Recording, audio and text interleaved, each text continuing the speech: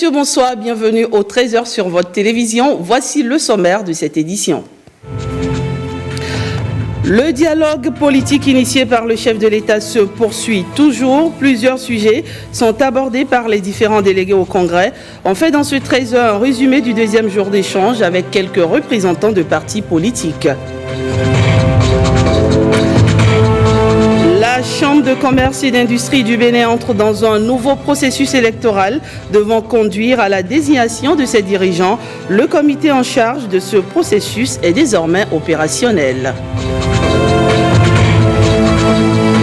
Enfin, vous le savez, le Bénin a célébré hier la journée internationale de la fille. Les manifestations officielles se sont déroulées au quartier Sainte-Cécile à Cotonou en présence du ministre en charge des Affaires sociales.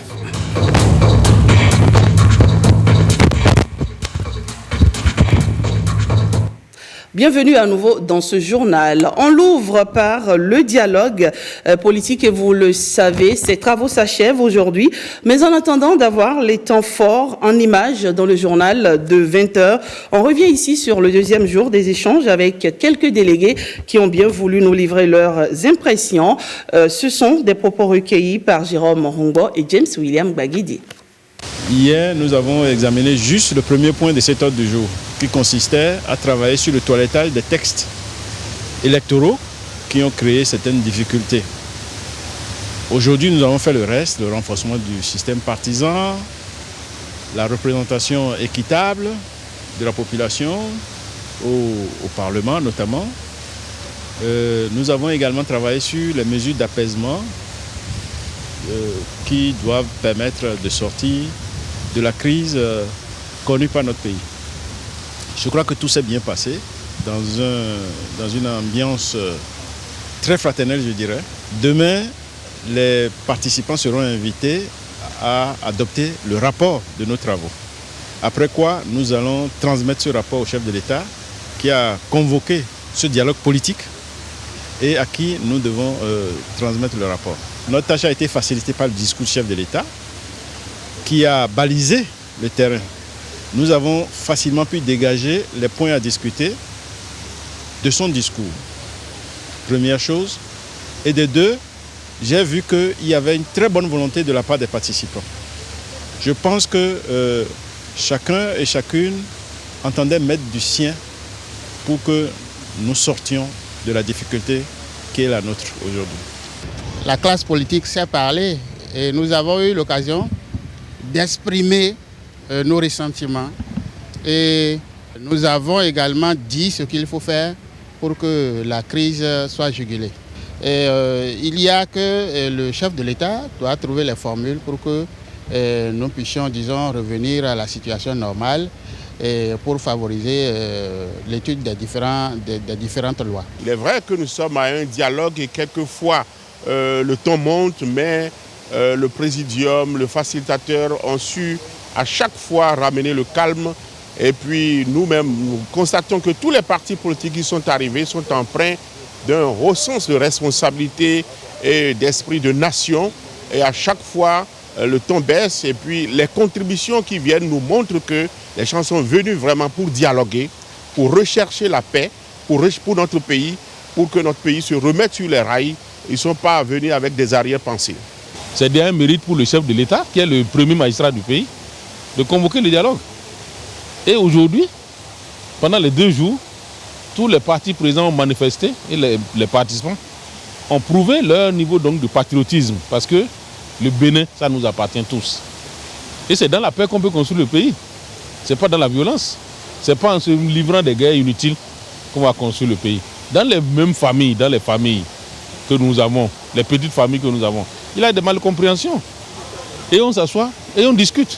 À plus forte raison, dans une nation comme la nôtre, si on aime notre pays, si on aime la nation, ça veut dire que le Bénin est une famille, on doit s'asseoir et discuter. Le président nous a aussi demandé que nous puissions être un peu plus audacieux et sur certaines questions cruciales de la République, que nous puissions en débattre et que nous puissions lui faire des recommandations qui permettent d'améliorer le système partisan de notre pays, des recommandations qui permettent de se donner confiance, de se faire confiance en ce qui concerne le paysage politique de notre pays.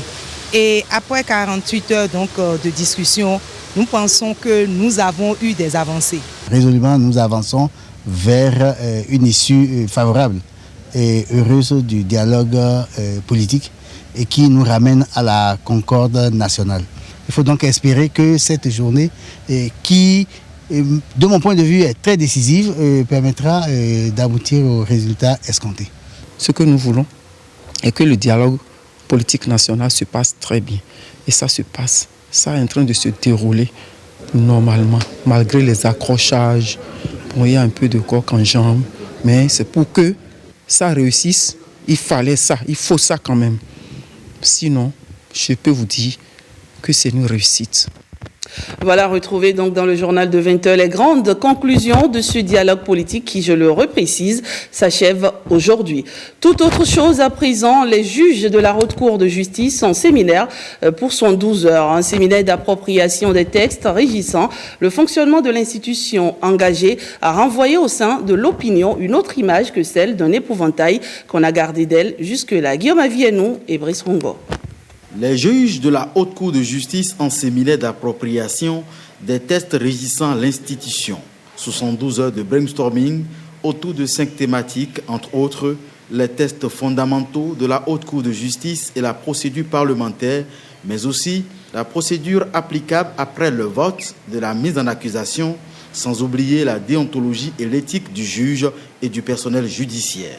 Une formation qui se justifie en fait. En un an, la Haute Cour de justice a renouvelé l'essentiel de son personnel judiciaire, de ses juges plus précisément, 6 membres de la Cour constitutionnelle en juin 2018, 6 nouveaux députés désignés par l'Assemblée nationale en juin, lors des élections de 2019 et installés en juillet 2019. Il ne reste donc depuis un an que le président de la Cour suprême qui est resté en fonction. 12 juges ont été renouvelés sur 13. Ces nouveaux juges, qui ne sont pas des magistrats professionnels, ni même des juges professionnels, ont besoin d'être formés à l'exercice de leur mission juridictionnelle, qui est une mission spécifique et pour laquelle on ne s'improvise pas juge. Le présent séminaire intervient selon ses organisateurs dans un contexte marqué par des récriminations de nombreux citoyens contre la haute juridiction dont ils estiment la procédure lourde et lente, et surtout par la volonté du président Patrice Talon de renvoyer dans l'opinion une autre image de la Haute Cour de justice. Le chef de l'État nous a assuré de tout son soutien et nous a engagés à tenir compte du fait que, je cite le chef de l'État, le peuple béninois veut se convaincre que la réforme du système partisan a mis à bas la République des arrangements entre coquins. Fin de citation. De toute évidence, l'affaiblissement de la Haute Cour de justice ne profitera pas à l'État de droit. C'est pourquoi notre détermination à surmonter les obstacles ne devrait souffrir d'aucune frilosité. Pour la première fois, pense-t-on, la juridiction va jouer efficacement son rôle constitutionnel. Il y va de la garantie de la bonne gouvernance, de la moralisation de la vie publique, de la fin de l'impunité des gouvernants et de la consolidation de l'état de droit, conclut la présidente de la Haute Cour de justice. Et je vous le disais dans le titre, la nouvelle équipe dirigeante de la Chambre de commerce et d'industrie du Bénin pour les 5 prochaines années verra bientôt le jour. Le comité qui doit conduire le processus électoral est désormais connu. Ses membres ont été officiellement installés au siège de l'institution, Jean-Claude James et Alexis Quenom. La mission est grande, tout un défi. Réussir le processus électoral consulaire. Ils sont 9 à qui le gouvernement vient de faire confiance.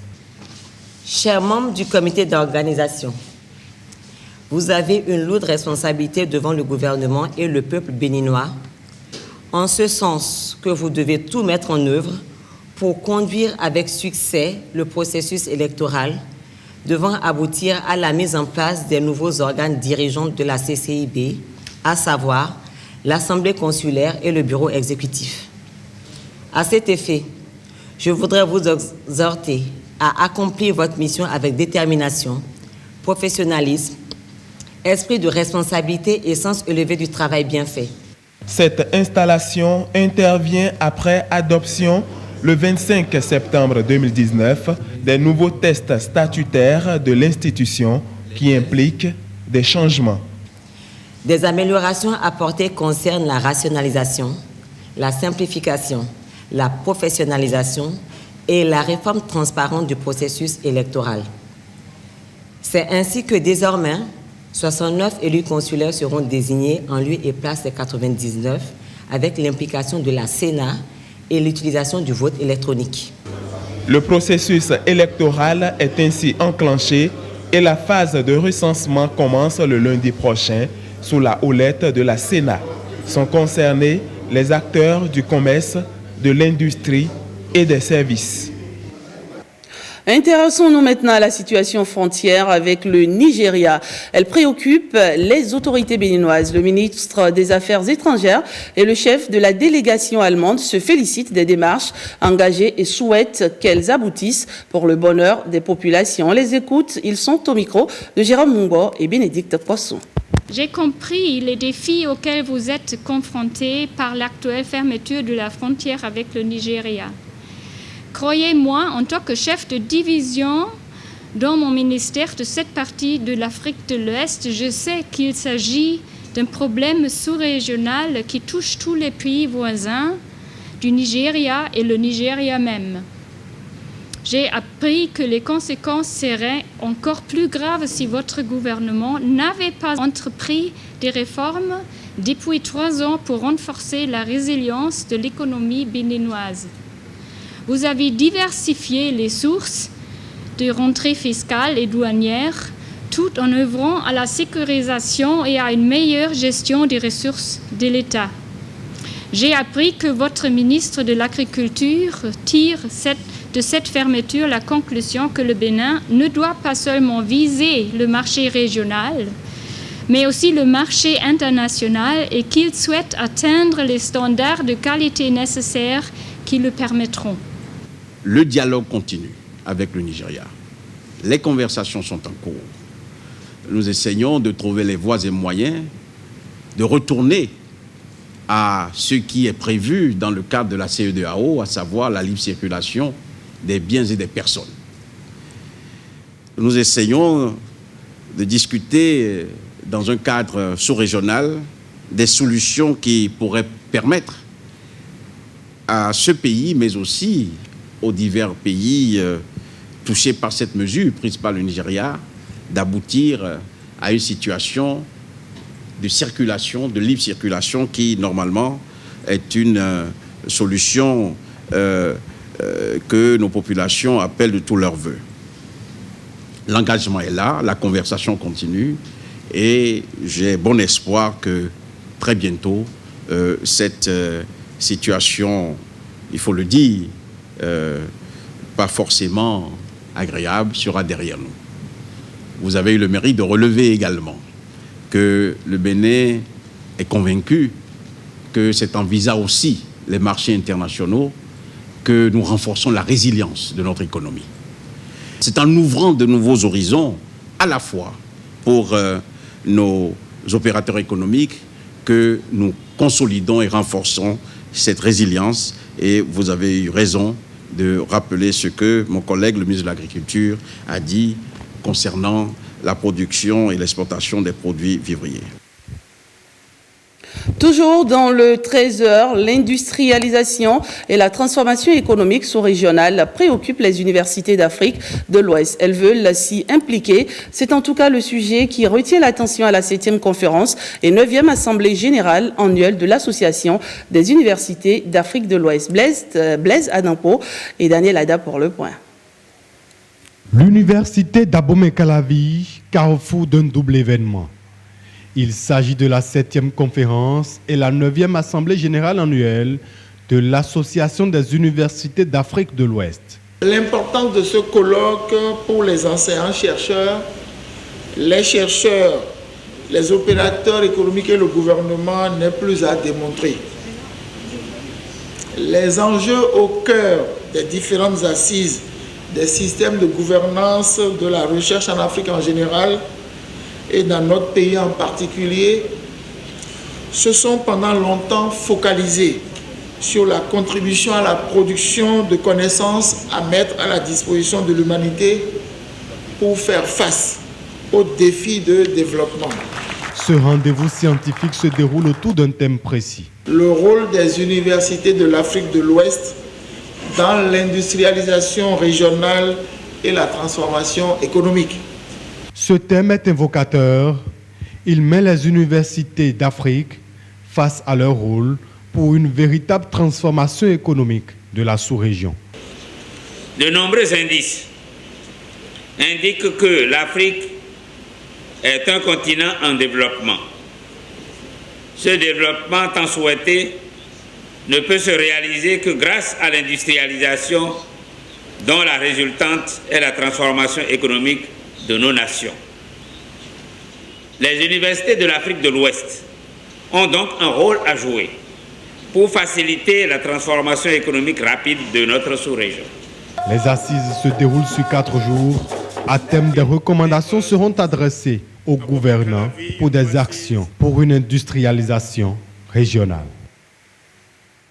Parlons maintenant de cet atelier de restitution des résultats de l'étude d'analyse prospective du plan national d'investissement agricole et de sécurité alimentaire nutritionnelle. Il a réuni les cadres du ministère de l'Agriculture, le groupe d'experts internationaux qui a présenté les résultats des études, ainsi que les acteurs de l'agriculture. Christelle Tongodo, Alexis Kenom. Les résultats qu'on va vous présenter, c'est beaucoup plus des résultats sur le programme d'investissement, un axe précis du programme d'investissement qui soutient les initiatives du secteur agricole.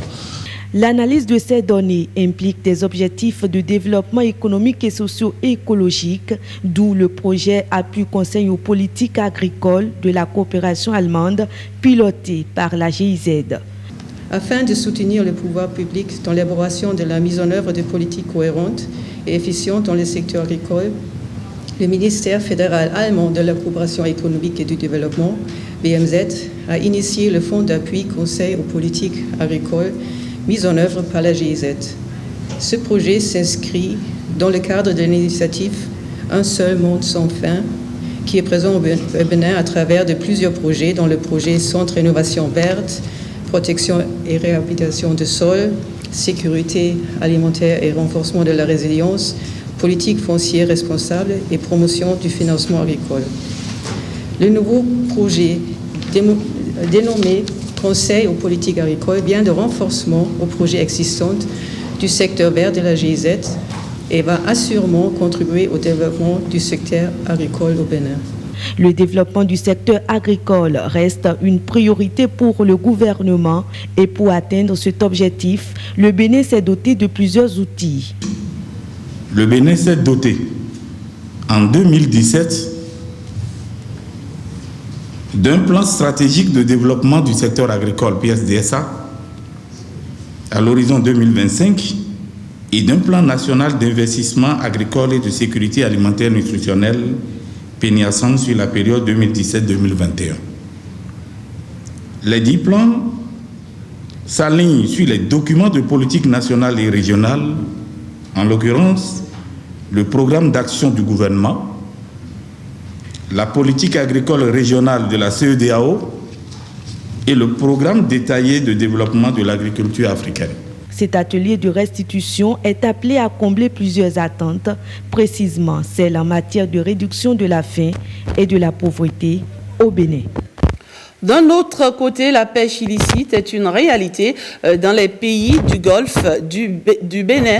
Pour mieux cerner donc la problématique, ces pays mènent une lutte conjointe qui se traduit entre autres par un atelier de partage d'expériences. L'intérêt est de permettre aux participants d'apprendre des forces et faiblesses de chacun de ces pays en matière de pêche illicite. C'est la ville de Grand Popo qui accueille cette rencontre internationale. Christelle Tongodo. Ces pays de la baie du Bénin mènent une lutte de longue haleine contre la pêche illicite. Mais les cas du Bénin, du Togo et du Ghana ont une particularité. Gulf of Guinea area is a place with a lot of illegal fishing, where as much as 40%. Le Bénin a pris le lead de la lutte contre la pêche illicite. Donc nous sommes entrés en partenariat avec le Bénin pour aider le gouvernement béninois à lutter efficacement contre cette pratique.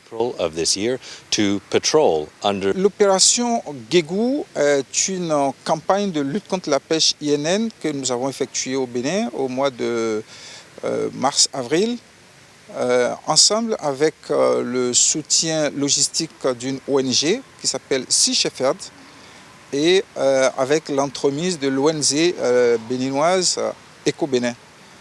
Cette opération a consisté à effectuer des patrouilles de façon continue pendant 3 semaines au-delà des eaux territoriales, donc jusqu'à environ 300 km de nos côtes. Et nous avons pu constater que les actes de déprédation ne se passent pas sur la côte, mais en haute mer. Et les acteurs de ces actes criminels sont conscients de la faiblesse des moyens dont disposent les États, et c'est pour cela que l'activité se déroule aussi loin de la côte. Pour capitaliser toutes ces expériences, un collectif a vu le jour.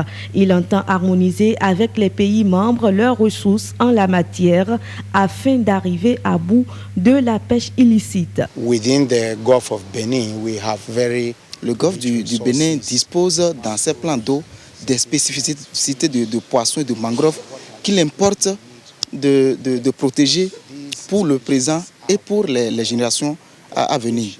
Donc l'initiative, c'est de mettre en synergie les efforts du Bénin, du Togo et du Ghana pour lutter, pour faire face à la pêche illicite. Et nous faisons des plaidoyers à l'endroit de nos gouvernants pour qu'ils prennent à bras le corps la question de la pêche illicite pour préserver les ressources pour que les générations présentes et à venir puissent en jouir. Protect some of the resources that we have. Il est important de rappeler que la pêche illicite englobe entre autres la pêche sans autorisation, la récolte des espèces protégées et l'utilisation de matériel de pêche illégal. Intéresse à présent à la journée internationale de la jeune fille célébrée par le Bénin ce jeudi. Plan international a dans ce cadre organisé une série de manifestations, une initiative qui a permis aux responsables d'aborder les maux qui minent le système éducatif au Bénin à travers un panel. L'activité s'est étendue à la Maison des médias. Face aux hommes de presse, l'accent est mis entre autres sur l'influence des stéréotypes dans les films et les médias. Maleni Chibozo, Monique Torrent et Edwige Agosso. L'égalité aux filles, une cause défendue par Plan International, organisatrice de cette caravane. Partie du carrefour Sika Toyota, elle échoue au stade général Mathieu Kérékou. Nous devons nous dire la vérité d'entrée de jeu, le changement, sinon les changements se produisent souvent à un rythme trop lent. Et c'est à juste titre que cette édition de la Journée internationale des filles est placée sous le thème « Les filles gagnent en égale représentation ». Les statistiques ne sont guère reluisantes. Au Bénin, 1027 cas de grossesse ont été enregistrés dans les écoles et collèges. À cela s'ajoutent les nombreux cas de harcèlement dont sont victimes les filles. Je veux dire à toutes les filles ici que chacune de vous doit parler à 50 filles en rentrant et chaque semaine, 50 nouvelles filles sensibilisées. Et le premier message que vous devez leur passer, c'est que on a la liberté de choisir. Choisir de terminer ses études pour devenir un jour ministre, député, représentant de Plan Bénin, président de la République. C'est possible.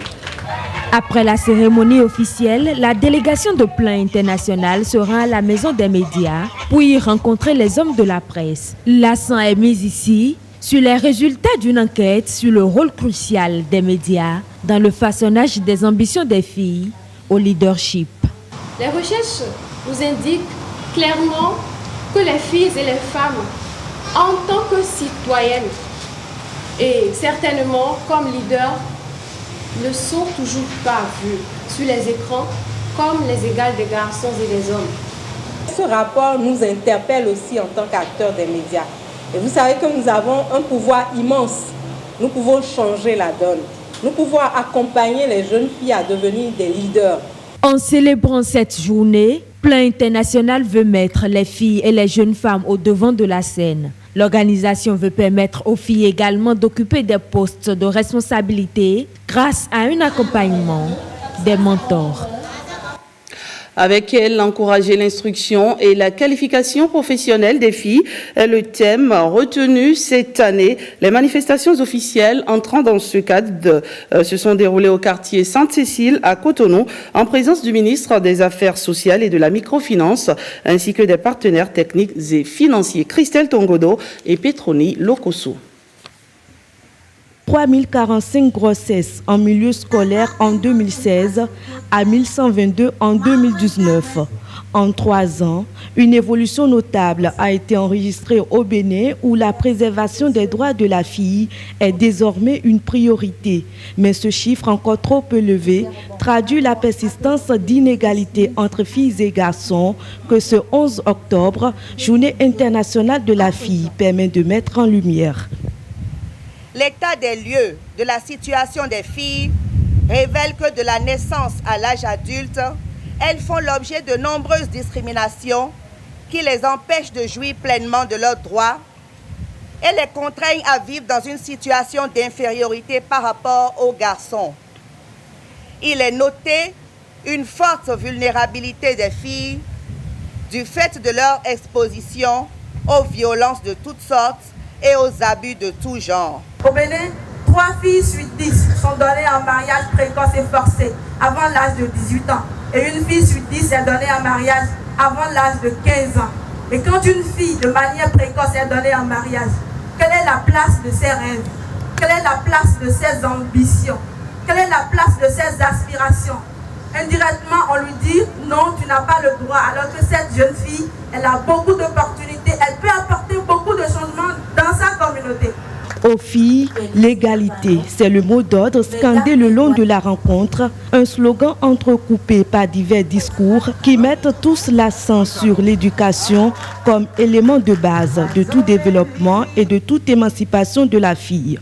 Il s'agit ici de donner la possibilité aux jeunes filles du Bénin d'exprimer leurs aspirations, mais aussi leurs défis.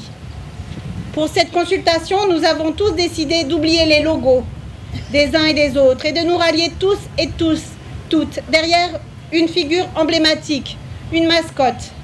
Elle s'appelle Fatih. Elle a 13 ans. Elle représente les filles du Bénin et doit être notre cri de ralliement à toutes et à tous, car nous travaillons tous pour elle. Nos actions doivent donc être orientées vers l'éducation qui représente un droit fondamental pour toutes les filles. L'éducation de la fille est reconnue comme un des leviers pour sortir de la pauvreté et s'émanciper. Nous devons travailler à faire avancer nos pratiques, notre mentalité. Nous ne pouvons pas continuer à évoquer les facteurs socioculturels et la pauvreté pour justifier la non-scolarisation de nos filles. Nos traditions sont notre abreuvoir, mais à condition qu'elles nous procurent le bien-être et favorisent notre épanouissement. L'égalité pour les filles, la chose n'est pas impossible, elle pourrait enfin devenir une réalité avec l'implication de tous les acteurs. Voilà, c'est fini pour ce 13h que je vous remercie d'avoir suivi. Passez un excellent après-midi en compagnie des programmes de votre télévision.